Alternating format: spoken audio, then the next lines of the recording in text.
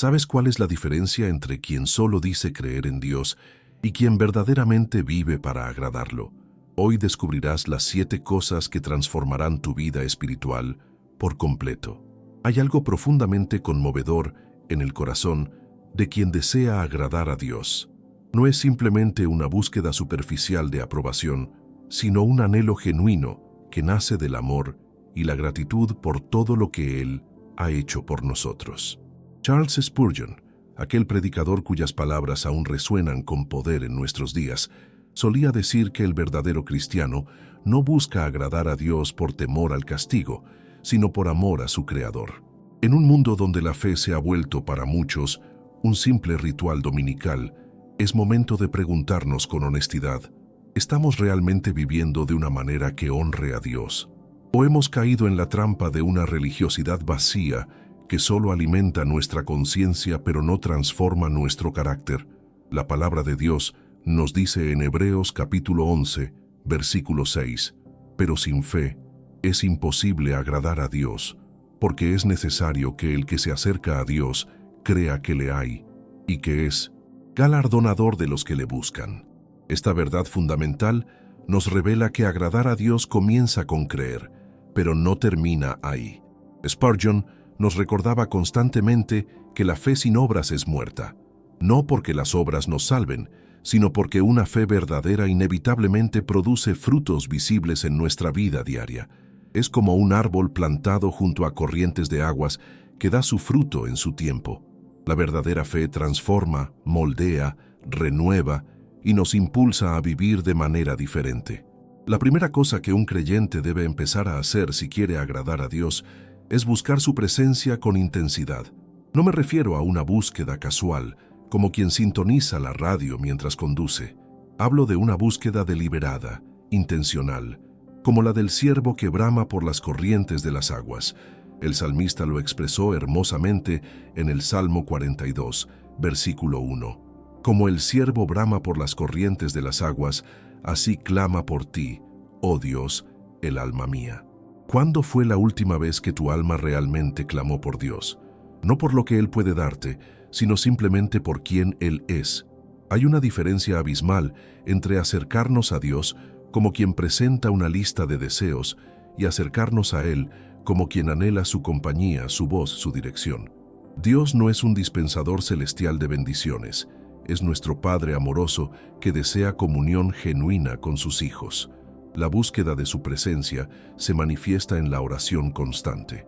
No hablo de oraciones memorizadas que repetimos sin sentir, sino de conversaciones íntimas donde derramamos nuestro corazón, confesamos nuestras luchas, expresamos nuestra gratitud y escuchamos su voz a través de su palabra. Primera de Tesalonicenses capítulo 5, versículo 17 nos exhorta: orad sin cesar. Esto significa vivir en un estado constante de comunión con Dios, reconociendo su presencia en cada momento de nuestro día. La segunda cosa que debemos hacer es estudiar diligentemente las Escrituras. Vivimos en una época donde la Biblia está más accesible que nunca. Tenemos aplicaciones, versiones digitales, comentarios al alcance de un clic. Sin embargo, paradójicamente, muchos creyentes conocen más sobre las tendencias de las redes sociales que sobre la palabra de Dios. El apóstol Pablo escribió a Timoteo en su segunda carta, capítulo 3, versículo 16: Toda la Escritura es inspirada por Dios y útil para enseñar, para redarguir, para corregir, para instruir en justicia. Las Escrituras no son simplemente un libro de reglas o un manual de conducta. Son la revelación viva de Dios, su carácter, sus propósitos, su amor por la humanidad. Cuando estudiamos la Biblia con un corazón abierto y humilde, algo sobrenatural sucede. El Espíritu Santo ilumina nuestra mente, convence nuestro corazón y transforma nuestra vida. Descubrimos verdades que habían estado allí todo el tiempo, pero que nuestros ojos no habían visto. Comenzamos a ver el mundo desde la perspectiva divina, y eso cambia absolutamente todo. No se trata de leer capítulos por obligación o de memorizar versículos para impresionar a otros. Se trata de meditar en la palabra día y noche, como nos enseña el Salmo 1. Se trata de permitir que esas verdades eternas penetren en lo más profundo de nuestro ser, moldeando nuestros pensamientos, nuestras decisiones, nuestras prioridades. La tercera cosa es cultivar un corazón de obediencia. La obediencia no es popular en nuestra cultura contemporánea. Vivimos en tiempos donde la autonomía personal se celebra como el máximo valor, donde cada uno decide qué es verdad para sí mismo. Pero el creyente que desea agradar a Dios entiende que la obediencia no es esclavitud, sino libertad verdadera. Jesús mismo lo expresó con claridad en Juan capítulo 14, versículo 15. Si me amáis, guardad mis mandamientos. El amor a Dios no es un sentimiento abstracto que flota en el aire. Se demuestra en acciones concretas, en decisiones diarias, en la disposición de someter nuestra voluntad a la suya, confiando que sus caminos son más altos que nuestros caminos. La obediencia puede costarnos, puede significar ir contra la corriente, renunciar a placeres temporales, enfrentar el rechazo de quienes no comprenden nuestra fe. Pero cada acto de obediencia, por pequeño que parezca, es una semilla que produce frutos eternos. Es una declaración de que confiamos en Dios más que en nuestra propia sabiduría. Si este mensaje está tocando tu corazón, no olvides suscribirte al canal. Necesitamos construir una comunidad de creyentes comprometidos con vivir una fe auténtica que transforme nuestras vidas y bendiga a quienes nos rodean. Y si deseas profundizar aún más en tu intimidad con Dios, te invito a adquirir nuestro ebook 21 días para restaurar tu intimidad con Dios. Encontrarás el enlace en el primer comentario fijado. Es una herramienta poderosa que te guiará en un viaje transformador de reconexión con el corazón del Padre. La cuarta cosa que un creyente debe empezar a hacer es practicar el perdón radical. Aquí tocamos una de las áreas más difíciles de la vida cristiana, porque el perdón verdadero va contra nuestra naturaleza humana. Cuando alguien nos hiere, nuestro instinto natural es protegernos, guardar rencor, alimentar el resentimiento. Pero el llamado de Dios es completamente diferente. En Efesios capítulo 4, versículos 31 al 32, Pablo nos instruye: quítense de vosotros toda amargura, enojo, ira, gritería y maledicencia, y toda malicia. Antes sed benignos unos con otros, misericordiosos, perdonándoos unos a otros, como Dios también os perdonó a vosotros en Cristo. Estas palabras no son una sugerencia amable, son un mandamiento claro. Piensa por un momento en la magnitud del perdón que has recibido de Dios. Cada pecado, cada rebelión, cada vez que elegiste tu camino por encima del suyo, todo eso fue clavado en la cruz. Dios no solo perdonó tu pasado, sino que te adoptó como hijo, te dio un nuevo comienzo, te llenó de su espíritu. ¿Cómo podemos recibir tan inmensa gracia y negarnos a extenderla a quienes nos han ofendido? El perdón no significa que lo que te hicieron estuvo bien. No significa que debas permitir que el abuso continúe o que debas exponerte al peligro. El perdón significa que liberas a esa persona del tribunal de tu corazón y confías en que Dios es el juez justo. Significa que te niegas a permitir que la amargura envenene tu alma y destruya tu paz. Cuando perdonas, no estás diciendo que el dolor no importa. Estás diciendo que confías en que Dios puede sanar ese dolor. Estás eligiendo la libertad por encima de las cadenas del resentimiento. Y créeme, el perdón te libera más a ti que a la persona que perdonas. Es como soltar un peso que has estado cargando durante años. Un peso que nunca fue tu responsabilidad llevar. La quinta cosa que debemos hacer es servir a otros con humildad genuina. Vivimos en una cultura obsesionada con el éxito personal, la autorrealización, la búsqueda de nuestros sueños. No hay nada inherentemente malo en tener metas o aspiraciones, pero el creyente entiende que fuimos creados para algo más grande que nuestra propia gloria. Jesús estableció el modelo supremo de servicio. En Filipenses capítulo 2, versículos 5 al 7 leemos: haya pues en vosotros este sentir que hubo también en Cristo Jesús, el cual, siendo en forma de Dios, no estimó el ser igual a Dios como cosa a que aferrarse, sino que se despojó a sí mismo, tomando forma de siervo, hecho semejante a los hombres. Imagina esto: el creador del universo, aquel por quien y para quien todas las cosas fueron hechas, eligió convertirse en siervo. No vino a ser servido, sino a servir y a dar su vida en rescate por muchos. Si el Rey de Reyes lavó los pies de sus discípulos, ¿quiénes somos nosotros para considerar cualquier acto de servicio como indigno de nosotros? El servicio genuino no busca reconocimiento. No se hace para ser visto por los hombres o para acumular méritos delante de Dios. Se hace porque hemos sido transformados por el amor de Cristo y ese amor nos compele a derramarnos por otros. Es mirar más allá de nuestras necesidades y ver las necesidades de nuestro prójimo con compasión genuina. Servir puede tomar 1000 formas diferentes. Puede ser cocinar una comida para alguien que está pasando por un momento difícil. Puede ser dedicar tiempo a escuchar a alguien que necesita ser oído. Puede ser usar tus dones y talentos para edificar a la iglesia. Puede ser ofrendar generosamente para apoyar la obra del reino. Lo importante no es la magnitud del servicio, sino la actitud del corazón con la que lo hacemos. Cuando servimos con humildad, reflejamos el carácter de Cristo. Nos convertimos en sus manos y pies en un mundo quebrantado y descubrimos una verdad paradójica. En el servicio encontramos propósito, en dar recibimos, en humillarnos somos exaltados. No por méritos propios, sino porque así funciona el reino de Dios. La sexta cosa que un creyente debe hacer es cultivar la gratitud constante.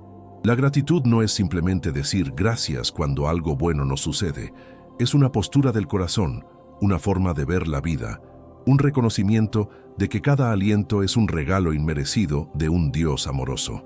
El apóstol Pablo, escribiendo desde una prisión romana, exhortó a los filipenses en el capítulo 4, versículo 6: «Por nada estéis afanosos, sino sean conocidas vuestras peticiones delante de Dios en toda oración y ruego, con acción de gracias». Nota que Pablo no dice, da gracias solo por las cosas buenas. Dice, con acción de gracias en medio de toda circunstancia. La gratitud transforma nuestra perspectiva. Cuando cultivamos un corazón agradecido, comenzamos a notar las innumerables bendiciones que antes pasábamos por alto. El sol que sale cada mañana, el aire que respiramos, la familia que nos rodea, la provisión diaria, la salvación que no merecíamos, la gracia que se renueva cada día. En Primera de Tesalonicenses capítulo 5, versículo 18, se nos instruye: «Dad gracias en todo, porque esta es la voluntad de Dios para con vosotros en Cristo Jesús». Dar gracias en todo no significa que todo sea agradable o fácil. Significa que confiamos en que Dios puede usar incluso las situaciones más difíciles para nuestro bien y su gloria. La gratitud es un antídoto poderoso contra la queja y el descontento. Cuando estamos genuinamente agradecidos, no tenemos espacio mental para la amargura. Cuando reconocemos cuánto hemos recibido, la envidia pierde su poder sobre nosotros. Cuando recordamos de dónde nos sacó Dios, la arrogancia se desvanece. Practica la gratitud diariamente. Lleva un diario donde escribas las bendiciones que recibes. Expresa tu agradecimiento a Dios en oración. Agradece a las personas que Dios ha puesto en tu vida. Busca razones para estar agradecido incluso en medio de las pruebas. Verás cómo esta práctica sencilla transforma tu corazón y renueva tu mente. La gratitud también nos conecta con la realidad de quién es Dios. Cuando damos gracias, reconocemos que Él es el dador de todo bien. Reconocemos su fidelidad, su provisión, su amor inagotable. Y en ese reconocimiento, nuestra fe se fortalece y nuestra confianza en Él se profundiza. La séptima y última cosa que un creyente debe empezar a hacer si quiere agradar a Dios es vivir en santidad intencional. Esta palabra, santidad, puede sonar antigua o distante para muchos en nuestros días, pero su significado es profundamente relevante y transformador para cada uno de nosotros que hemos sido llamados a seguir a Cristo. Santidad no es perfección sin errores. No es una lista de reglas religiosas que debemos cumplir para ganarnos el favor de Dios. La santidad es separación, es consagración, es vivir apartados del pecado y dedicados completamente a Dios.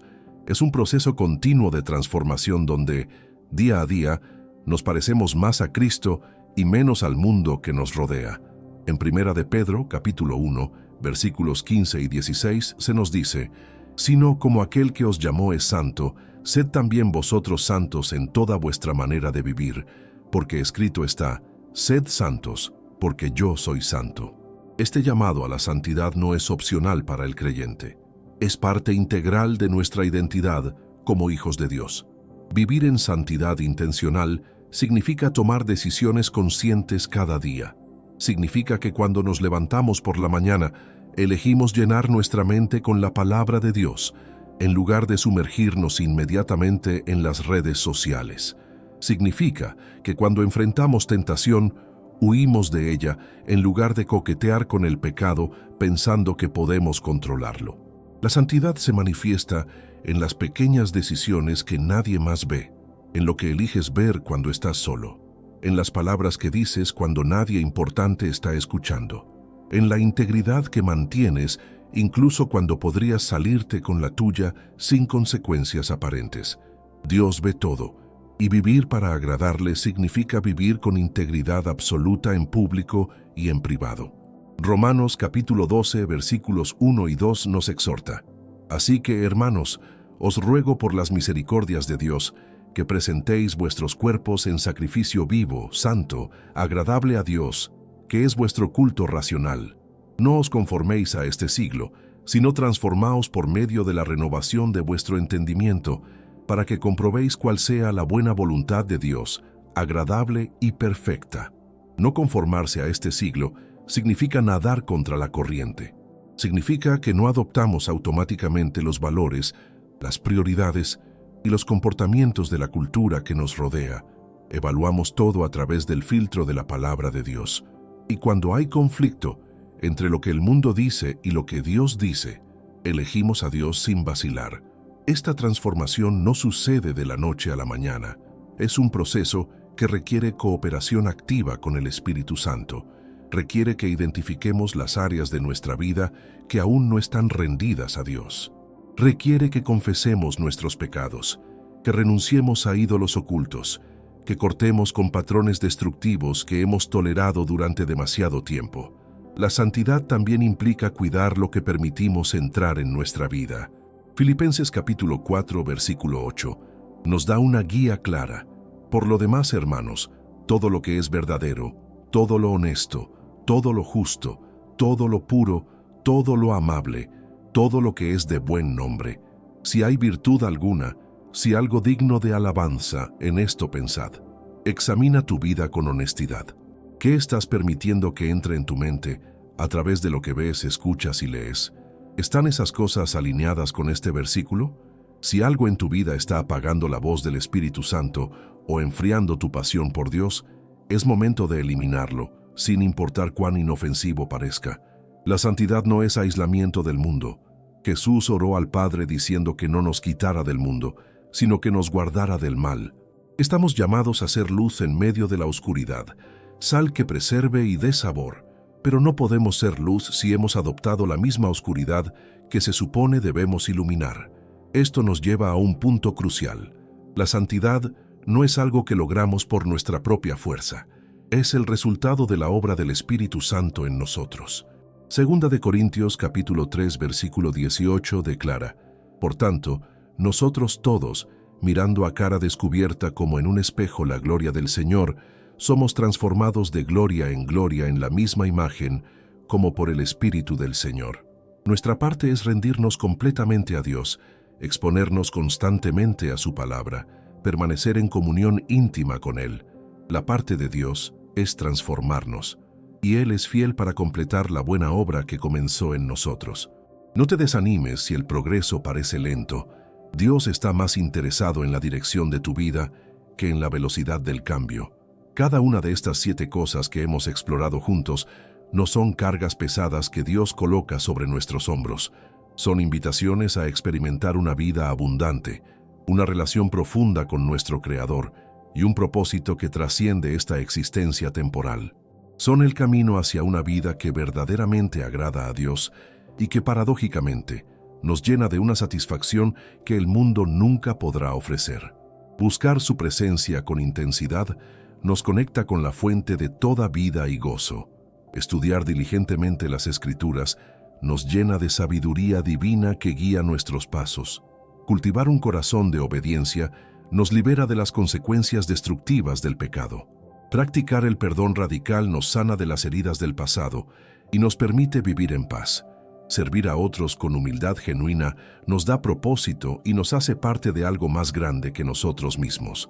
Cultivar la gratitud constante transforma nuestra perspectiva y nos llena de contentamiento. Y vivir en santidad intencional nos separa para los propósitos sagrados de Dios y nos protege de la corrupción del mundo.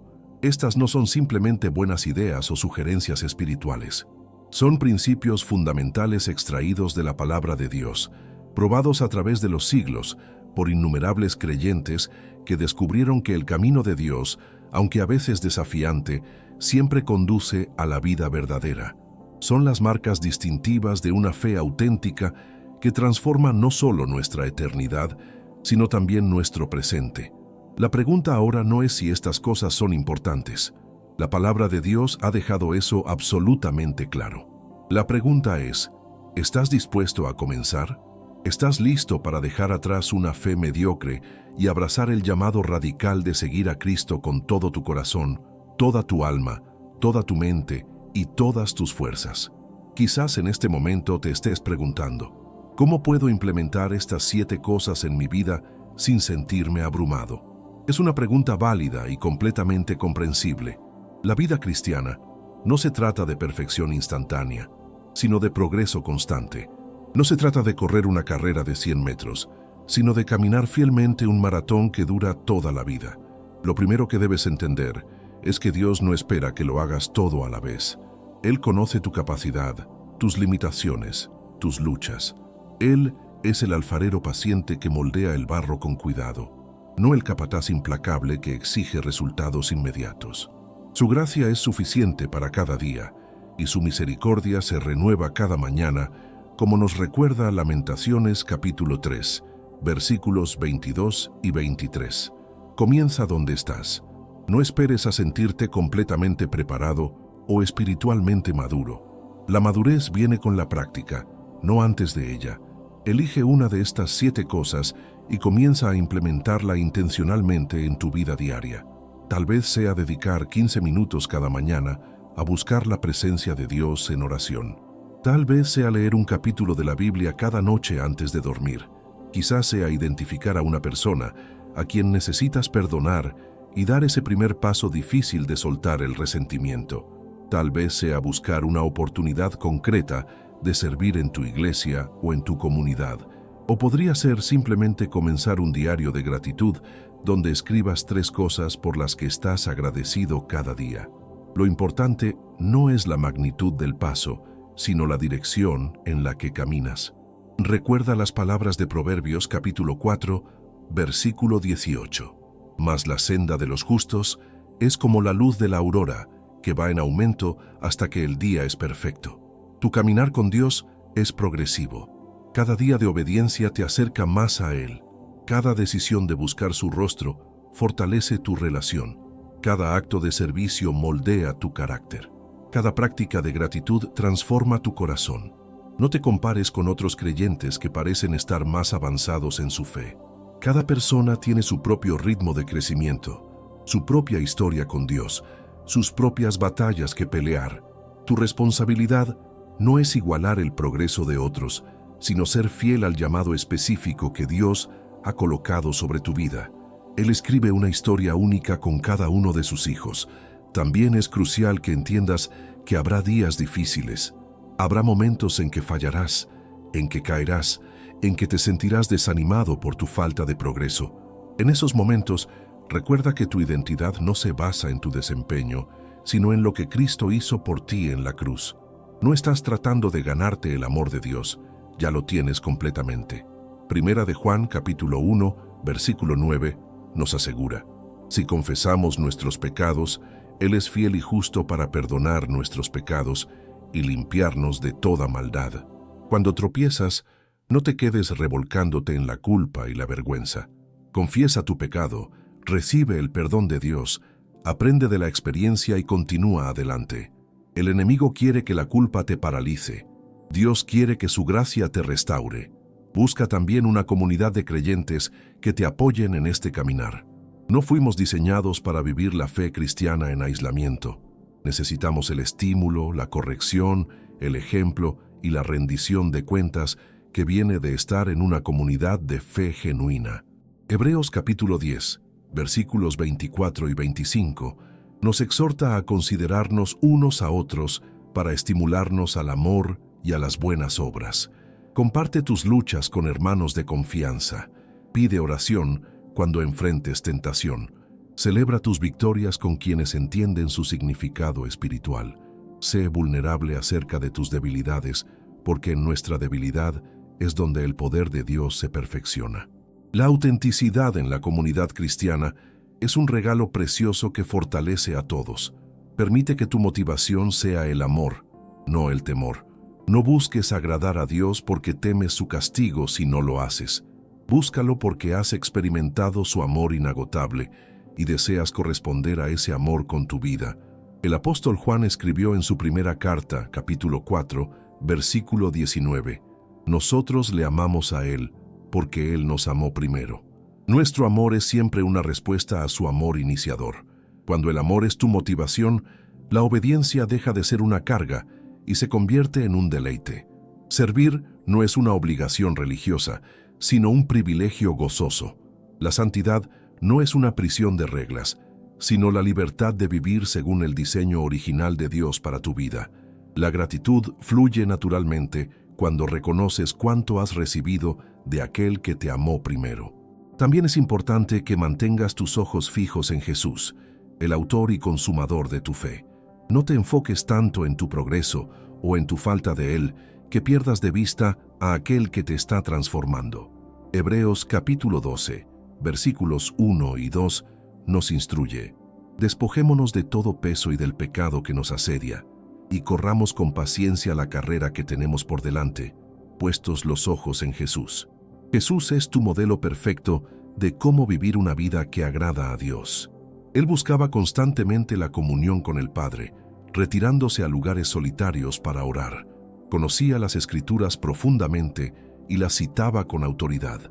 Vivió en obediencia perfecta, incluso hasta la muerte en la cruz. Perdonó a quienes le crucificaban. Sirvió humildemente, lavando los pies de sus discípulos. Daba gracias al Padre en todas las circunstancias y vivió en santidad absoluta, sin pecado, sin mancha, completamente consagrado a los propósitos del Padre.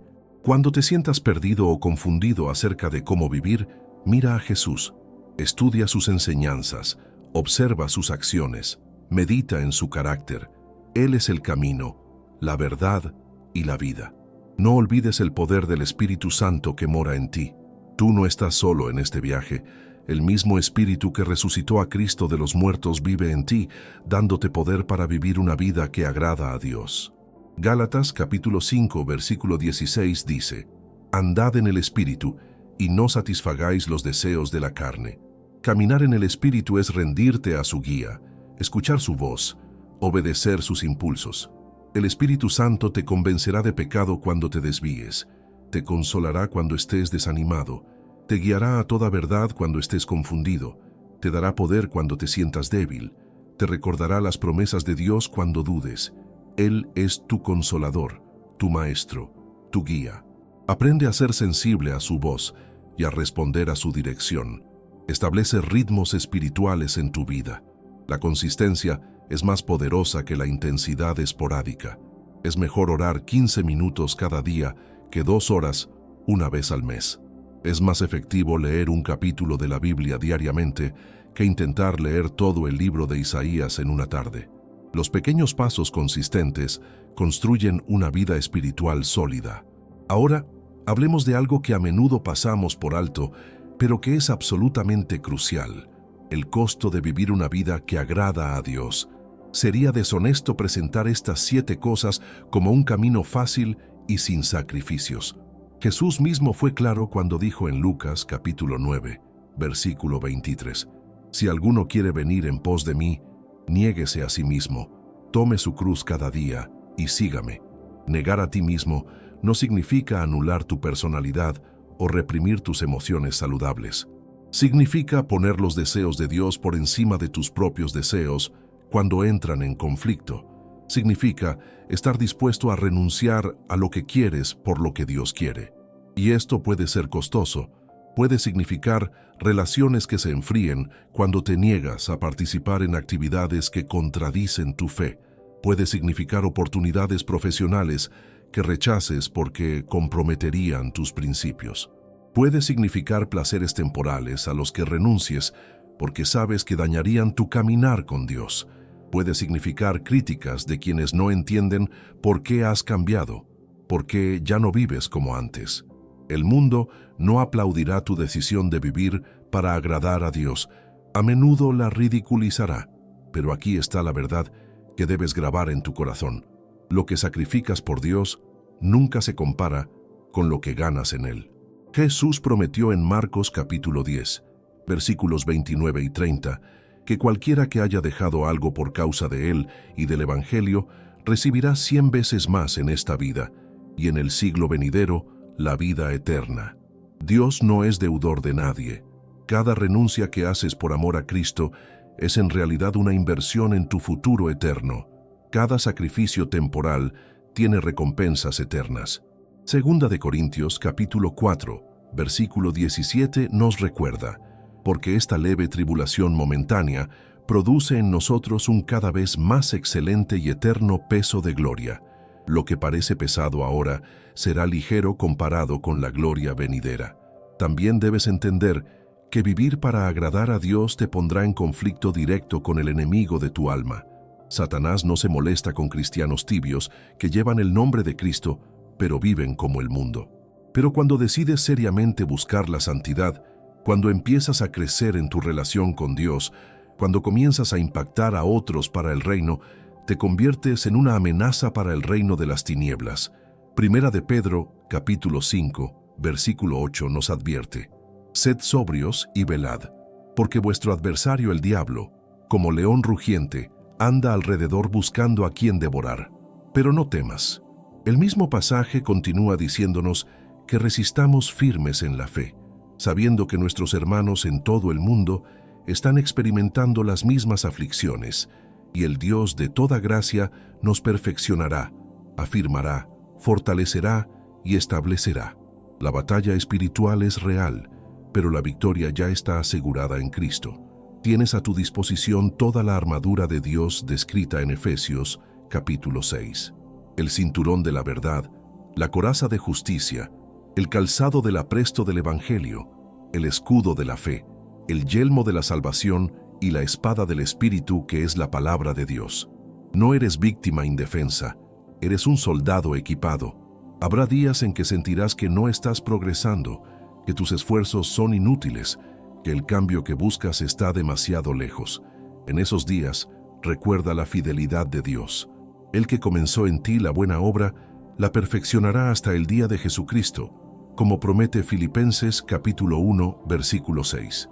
Tu transformación no depende de tu fuerza, sino de su poder.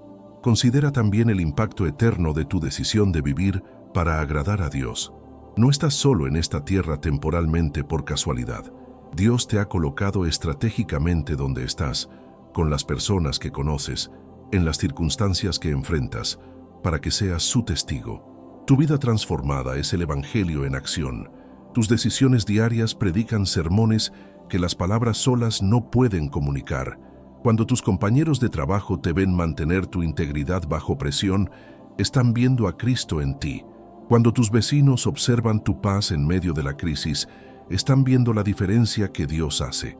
Cuando tu familia nota tu paciencia, tu amor incondicional, tu perdón genuino, están siendo tocados por el Espíritu Santo que mora en ti. Eres una carta viva, leída por todos los hombres. Segunda de Corintios capítulo 3 versículo 2 y 3 dice: nuestras cartas sois vosotros, escritas en nuestros corazones, conocidas y leídas por todos los hombres, siendo manifiesto que sois carta de Cristo expedida por nosotros, escrita no con tinta, sino con el Espíritu del Dios vivo, no en tablas de piedra, sino en tablas de carne del corazón. ¡Qué responsabilidad y qué privilegio llevamos! Piensa en las generaciones futuras que serán impactadas por tu fidelidad hoy. Cuando vives para agradar a Dios, estableces un legado espiritual que trasciende tu tiempo en la tierra. Tus hijos, tus nietos, aquellos a quienes ministras, llevarán el fruto de tu obediencia mucho después de que hayas partido. Las semillas que plantas hoy producirán cosechas que quizás nunca veas con tus ojos naturales, pero que serán evidentes en la eternidad. No subestimes el poder de una vida vivida en obediencia fiel. El mundo está desesperado por ver autenticidad. Está cansado de hipocresía religiosa, de palabras vacías, sin acciones correspondientes. Cuando vives genuinamente para agradar a Dios, cuando hay coherencia entre lo que profesas y cómo vives, te conviertes en un faro de esperanza en medio de la oscuridad. La gente notará que hay algo diferente en ti. Preguntarán de dónde viene tu paz, tu gozo, tu esperanza en medio de circunstancias que destruirían a otros. Y esos momentos serán oportunidades doradas para compartir el Evangelio, para hablar de la diferencia que Cristo ha hecho en tu vida. Tu testimonio será creíble porque está respaldado por una vida transformada. También experimenta la profunda satisfacción que viene de saber que estás viviendo con propósito eterno. Muchas personas atraviesan la vida sin rumbo, buscando significado en lugares equivocados. Acumulan posesiones que no pueden llevarse, persiguen logros que finalmente no satisfacen, construyen reputaciones que se desvanecen con el tiempo, pero tú estás invirtiendo en lo eterno. Mateo capítulo 6, versículos 19 al 21, nos instruye: no os hagáis tesoros en la tierra, donde la polilla y el orín corrompen, y donde ladrones minan y hurtan, sino haceos tesoros en el cielo, donde ni la polilla ni el orín corrompen, y donde ladrones no minan ni hurtan, porque donde esté vuestro tesoro, allí estará también vuestro corazón. Donde inviertes tu vida determina dónde está tu corazón. Cuando llegas al final de tus días, lo único que importará es si viviste para agradar a Dios o para agradarte a ti mismo. Los aplausos del mundo se silenciarán. Los logros profesionales serán irrelevantes. La cuenta bancaria no tendrá valor. Lo único que permanecerá es lo que hiciste por amor a Cristo y para su gloria. Esa perspectiva eterna debería informar cada decisión que tomamos hoy. Imagina por un momento estar delante del trono de Dios. Imagina escuchar esas palabras anhelas: bien, buen siervo y fiel. Imagina la alegría de presentar tu vida como una ofrenda aceptable a aquel que dio su vida por ti. Ese día llegará más rápido de lo que crees. Santiago, capítulo 4, versículo 14. Nos recuerda que nuestra vida es como la neblina que aparece por un poco de tiempo y luego se desvanece. Hermano, hermana, gracias de corazón por acompañarme hasta el final de este mensaje. Sé que Dios tiene un propósito hermoso para tu vida y que estas palabras han tocado tu corazón de alguna manera especial. Si este contenido te ha bendecido, por favor suscríbete al canal, deja tu like y comparte en los comentarios cómo Dios está trabajando en tu vida. Tu testimonio puede ser el aliento que alguien más necesita hoy. Y recuerda, si deseas profundizar tu intimidad con el Señor, nuestro ebook 21 días para restaurar tu intimidad con Dios te espera. Encontrarás el enlace en el primer comentario fijado. Es una herramienta poderosa para tu crecimiento espiritual. No te vayas todavía. Continúa fortaleciendo tu fe con los próximos videos que aparecerán en tu pantalla. Dios tiene más bendiciones preparadas para ti. Que el Señor te guarde y te bendiga abundantemente. Hasta pronto.